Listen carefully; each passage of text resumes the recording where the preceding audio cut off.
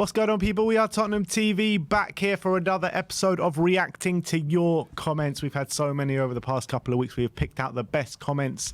I want to big up to all of you out there that keep interacting with the channel, commenting. Let's see if your comment gets pulled up. But yeah, take it away. Well, the first comment from user UG4NU2JJ5X says, "You guys are on drugs, mate. Basuma is the best centre-mid Spurs ever had. Spurs can only talk, not sign."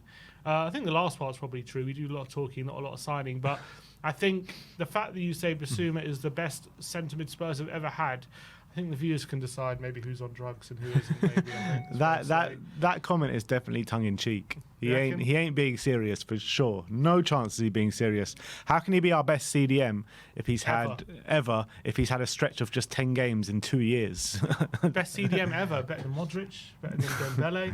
If you're judging by maybe the first 10 games of this season, he might have a shout. But if you're judging it by a 2-year span that he's been at the club, then yeah, I think that's a bit of a muddy take. First ever centre-mid, never heard anything of the like. Next one. I hate Marmite. Big up to you. I also hate Marmite. What's Marmite ever done to you? Yeah, I'm not a Marmite person. Don't like Twiglets? Nope, not a Twiglet Twiglets person. are top tier crisp, man. Nah, top tier. Prefer other things. I'm just not a Marmite. You love it, you hate it. That's what they say. He's going through our transfer business. He says, sell Gill for 10, Sodman for 8, Højbjerg for 12, Lo Celso for 12, Royale for 15, Spence for 5, Reguilon for 8, Skip for 8, Roden for 8, Forster for 3. That's 89 million we could have from sales alone, and that's even lowballing the prices. Plus our normal budget, which is around 120 million, we should have easily 200 million spent in this window. Get Eze for 68, Tony for 50, Kubo for 30, Vanderson for 30, 178 million, and that's 220 million left to spend. Is that a good window for you? Eze, Tony, Kubo, Vanderson. I mean, yeah, it would be a good haul, but I think Kubo is going to cost more than 30 million. The other three you could probably get for that kind of price. Vanderson apparently is going to be going for about 40 million. So there's your 20 million that you've got left over is probably going to be spent on those kind of players. I mean, I would probably do it a tiny bit different, but I like the idea. Eze, I would like to bring in. Tony, I have my reservations. Kubo, I would like to bring in, but I also have my reservation. Vanderson, top player. Also, no number 6 there. No number 6, yeah, that's a problem. That is a big problem, I would say. Also, no centre-back, but I guess he's doing it. How's he? Oh, she's saying that's 200 million, 178 million. Yeah, I feel like, well, there's not enough really in terms of filling out the squad. We're going to have to spend a lot more than that, which is actually really worrying when you think about that kind of window wouldn't be enough. But I guess you could take Kubo out, replace him with a number 6. And do that. Yeah, definitely. But I think that Spurs fans need to be a bit realistic. Not how many we can bring in, but when you're looking at, getting a team to fight for big honours, fight Man City and fight Arsenal, that's not going to happen in this window. It's still a building block and a process. So I think he's going to need at least 2 more summer windows to get us up there. Do you think he's unrealistic at any of these selling prices? Maybe Gill for 10. I don't think you'd get that. The other ones, not too unrealistic, I would argue. Reguilon for 8, probably about right. Spence for 5. Yeah, I think they're all pretty spot on, to be fair. I think we'll probably get a bit less for Lo Celso, maybe about 10 million. But yeah, I mean, it's all in the ballpark figure. I think Hill's the one that's probably a bit overstated. But that's so you and I think Højbjerg is understated. So you could be looking at 100 million there if we can get our. It's just a question of if he's saying, which is true, like put those prices on top of our usual 120 million. I mean, do we have a usual 120 million? How much did we spend last summer? We spent quite a bit. We sold Kane though. Like after, how much did we spend? Net spend last summer. Net spend. Let's look it up. Transfer market. Computer's getting slow. I think 40 million for Van der Ven. Let's see here. Net spend last summer was. Just give it a sec. It was about 120, wasn't it? Actually, 130 maybe. So 200, yeah, about 100. Say 150 euros, 150 million Net, euros. yeah. Yeah. We spent 272 million euros. It says. And we sold 120, so 150 million euros. Well, and now we're in the Europa League. They know that we've got a lot more games and we need to beef out this squad. So hopefully that they can put a similar figure in again this summer. Yeah, I think there's no reason not to. Reason not to. Agreed. Next one, Power Vibes says, do fans forget we've still got a stadium to pay for and FFP rules? Yes, our revenues have increased, but there's still bills and debts. It's basic maths.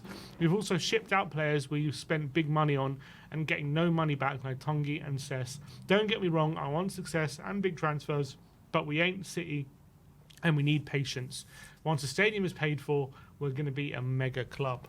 But from my understanding with the stadium debt, it's all been converted into long-term debt that they're paying a fixed amount every year, which is actually not that high. So I don't know if he's taken that into account. And in terms of the FFP rules, I thought we're like miles within. We're definitely on the lower end of that, and we can spend like if money is no object, I thought we could spend like close to like 300-400 million or something. That was the case last according year. to FFP. I assume that's probably the case this year as well, because I think financially, I don't know what the situation is, but last year was the case. If we wanted to, if we were able to within FFP to spend about 300 million, I think it was. So I think the way Tottenham is structured financially, which is credit to Daniel Levy, we're in a very good spot financially. So we actually can, even with the stadium debt, spend a lot of money because, as you say, the long-term debt means that we're actually not paying that much off year on year, and the interest rates are very, very good that Daniel Levy's negotiated. So I actually think financially we're in a really good spot. We're not in the same spot that Arsenal were when they were paying off the stadium. It was a different situation. I feel they were didn't do what we did from a restructuring the debt like Spurs have. So I actually think it shouldn't be the case. I'm not saying we can spend like City. I don't know if we can, but we can definitely spend a lot. We can definitely spend a lot of money. Everyone goes on about spending like City, but I mean, City in the last 3-4 years, it's not like they've gone crazy. I mean, people should talk about spending like Chelsea and Manchester United. Like, they're the ones that have gone crazy over the past 3 or 4 years, not Man City. And even Arsenal have been spending a hell of a lot more than City over the last 3-4 years. Yeah, they haven't spent big over the last 3 or 4 years because they spent big before that. Prior to that, yeah. So if you look at their team, pretty much all their players are like 40-50 million essentially. True. So it's not like they haven't spent. Can Tottenham do that? To be fair, a lot of our players are now coming to the 30-40 million range, so we're getting close there. You look at Arsenal though, like the amount that they've spent is actually monstrous, and the project and the kind of way that we need to go is not too dissimilar to the way where Arsenal started from with Mikel Arteta and what Spurs like now. It's not exactly the same, but there are similarities there, and those are the things that we need to do. As much as I hate to say it, I don't ever want to follow in Arsenal's footsteps, but we need to do those kind of moves. Yeah, 100%. Dylan Higgins 513 says, Ben, we absolutely have to start thinking about how to bed in youth players, and the insistence on spending 40 million for competition at each position is foolhardy and exhausting. Dylan thinks we can't be spending. He's talking about the Vanderson. That's what he's talking about. Yeah, probably. Does he have a point though? Do we have to have more of a plan for youth players? Is that a problem at Tottenham where we always don't promote from the youth because we always think we have to sign to a place rather than using what we have? I think there's two facets to this. Like, yes, there needs to be more pathway to the youth players, but also the youth players need to prove themselves when they get those chances. And I feel like a lot of the times over the past couple of years, you've got players like Japhet Tanganga, Ollie Skip. Ollie Skip grabbed it for a moment in time, but then when he has been given his chance, maybe this season, last season, hasn't really pulled up too many trees. So these players, when they get their chance, they need to take it. and if they did take their chances, they would be, getting more minutes and fully flourish in the first team. And I do think this coming season, more youth players will get their chance. But this season that has just gone, it's been a bit difficult. Yes, we had injuries and there was an opportunity there, but we had so little games, didn't we? And you're always going to play when you've got so little games. There's going to be a little to next to no resting. I think you are right. I think youth players, when they are given a chance, they need to take it. If they don't take it, then it's always going to be difficult for Tottenham not to feel like they need to spend to compete. But there's another element to that in terms of when you sign a player for 30 million, you're always going to give them more chances than a youth player, aren't you? And it's harsh when a youth player is getting 5 to 10 minutes at the end of games and you're saying, oh, if you don't take a chance, then you're not good enough. And then a £30 million signing gets to play for a season or two with a load more minutes and chances to prove himself. And obviously, if that kind of game time, you're obviously going to have more opportunity to prove your worth rather than 5 to 10 minutes in the games which we are usually giving to youth players. Yeah, no, it's a fair point. It really is a fair point. But you look at players like Kobbie Mainoo, they've got players in the midfield at Man United that cost them a lot of money.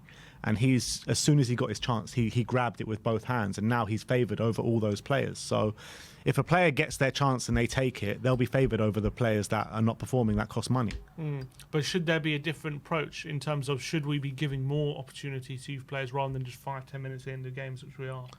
Yes, and like I said, I think that those opportunities will come this season with the Europa League coming around. So there'll be a lot more games. I think a minimum amount of games for Spurs this season is like 48 or 51 or something like that.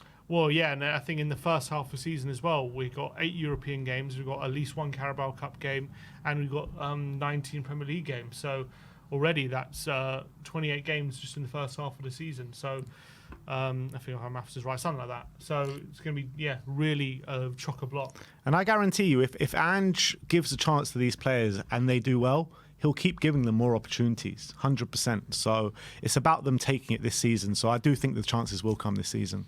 Kalu8652 says, Tottenham's ways are changing. We spent 60 million on Richarlison to come in and play back up to Son and Kane. We spent 40 million on 10 different players over the last 4 seasons.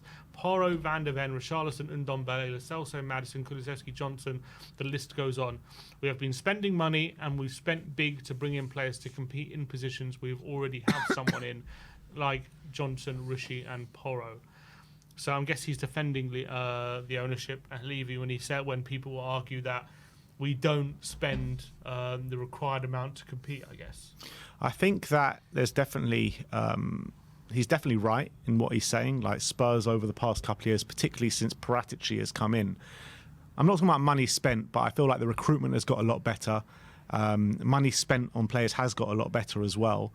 But when Spurs fans first had this criticism, we were going for players for 15, 20 million around that ballpark figure, and other teams were spending 40, 50, 60 million on players. And now we're finally bridged that gap, and then you've got teams spending 100 million on players now. So it's always like a step behind. Exactly. Yeah, I hear what you're saying. I do think the approach, ever since we moved to the stadium, I think every summer we've brought in a player for big money, I think. If I remember rightly, I don't think there's been a summer we haven't at least spent 40 million on a player ever since we moved to the stadium. Yeah, I mean that first summer was Ndombele, Lo Celso. Not saying we got it right, I'm just saying we're spending. Yeah, and I think he is right when it comes to when he says it's not just on first team as well. Richarlison was 60 million for essentially a backup and things like that. So there has been a change in approach, but now you've got Arsenal spending 100 million, and you're also catching up with teams who have been doing that for a lot longer than you have. So it's going to have an effect down the line. So yes, there's been a change in approach and it's positive, but unfortunately with the actions beforehand, it's left us playing catch up. That's the reality. The difference is, right, if another club, like say a Man City, an Arsenal, a Man United, a Chelsea, these kind of clubs, a Liverpool as well, if they earmark a player, if they look at a player and say this is the guy to take us onto the next level, they'll go out and get him. They'll do their utmost to get him. Spurs, if we earmark someone that's going to take us on to the next level, we're only going to do the deal if it's like a cheap not a cheap option, but he can get a good deal on it. Basically, like he'll never. If we looked at Declan Rice and said like this guy is our guy to take us on to the next level, and West Ham said no, nothing under 100 million, we balk at that and move on to the next target. That's the difference. That's also true. Although there's evidence, City have in previous years pulled out of deals which are too expensive as well. True. So there have been those cases. But you're right. I think Tottenham, more often than not, I think do it more than any other club. Probably, I'd argue. MJB THFC 1991 says Team Talk, Bleacher Report, Calcio Mercato, Footy Insider is all complete nonsense. It's fun to talk about possible transfers, but unless they are from a handful of reliable sources, take them all with a pinch of salt. Come on, you don't have to rain on the transfer parade, man. Come on, all these journalists, all these websites that you've just mentioned, all tier one. So I'm joking. Like, look, I agree with you. It's fun to talk about the transfer news, and that's why we like to gather from the silly to the crazy to the reliable. So I like to talk about it all, to be honest. Well, you can shit on Footy Insider all you want, which I think you're fair enough to do, but they did call the assistant manager thing first, so I guess they got one right. I guess a broken clock is right twice a day, they say. Absolutely, and then they broke McKennie news, and then straight away everyone's like, no. But you know what? He has pulled out the... That's what I'm saying, like, maybe he was actually a step ahead of these guys. We'll have to wait and see, but I really hope not. Yeah, but Team Talk and Bleacher Report, I don't even think they... those guys, I don't even think have their own sources. Yeah,